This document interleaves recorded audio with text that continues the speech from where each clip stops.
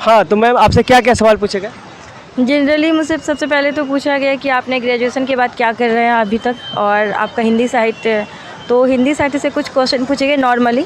और आप एसडीएम बनना चाहती हैं तो आगे बनकर क्या करेंगी, कैसे मतलब आगे के लिए कार्यान्वित करेंगी।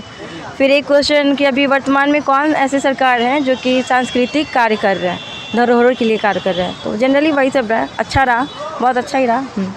और कोई हॉबी से क्वेश्चन जो बने हो? हॉबी से बस यही कि आपका हॉबी क्या है, तो मैंने कहा सिंगिंग है। तो बोले बेहतर, किस तरह के गाने सुनती हैं, कैसा। तो लता जी से सवाल किए गए, लता जी के बारे में पूछे गए कि लता जी और मोहम्मद रफ़ी के साथ कब अनबन हुई थी। कब बोलता ये सवाल एक लड़की सवाल पूछा गया था। अच्छा। तो मुझे याद आ गया है अचानक से। तो मुझे वो मामला पता मुझे नहीं उतना याद नहीं था। एक और सुमन कल्याणपुरी के बारे में मैंने बताया, तो बोले नहीं वो भी सही है, लेकिन मैंने कुछ और पूछा। तो जनरली वही इतिहास से पूछा गया, इग्नू के बारे में पूछा गया, वही सब। यहाँ से इग्नू? हाँ, मैंने ग्रेजुएशन किया इग्नू से, तो इग्नू के बारे में पूछा गया। कौन ऐसे सवाल थे यहाँ पे आपको लगे कि मैं जो है बता नहीं पा रही हूँ या मुझे रिकॉल नहीं कर पा रहा हूँ, अचानक से नहीं होता है रैंडम? हाँ। तो कौन से सवाल थे? वो मेरे ऑप्शनल से ही थे। राहुल सांकृत्यायन की रचना के बारे में पूछे थे, उनको बेसिकली जानना था कि यात्रा वृतांत है, तो एट रैंडम माइंड से निकल गया था। तो सर बोले कोई बात नहीं, चलता है उतना।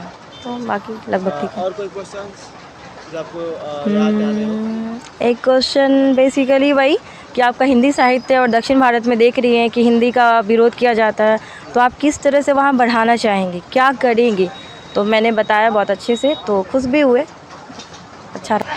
मैं आपसे ये जानना चाहता हूँ कि जो अपना अनुभव है वो 2 टिप्स के रूप में आप शेयर करें। Self study is the best study. Study कहाँ ही जाता है, क्योंकि मेहनत का कोई विकल्प नहीं है, और मेहनत करना होगा, क्योंकि जो भी अभी पैटर्न चेंज हो रहा है, अब तो ऑप्शनल को भी हटा दिया गया है, तो बहुत ज़्यादा मेहनत करना होगा, स्मार्ट वर्क करना होगा, और स्ट्रेटजी के साथ ही करना होगा। बस करते रहना है। रामधारी सिंह दिनकर भी कहते ही हैं, विपत्ति में सुर कभी डरते नहीं, और वही उनसे रिलेटेड कुछ वीर रस वाली बात। भी रस किया है। आकांक्षा जी, बात करके आपसे अच्छा लगा। ठीक।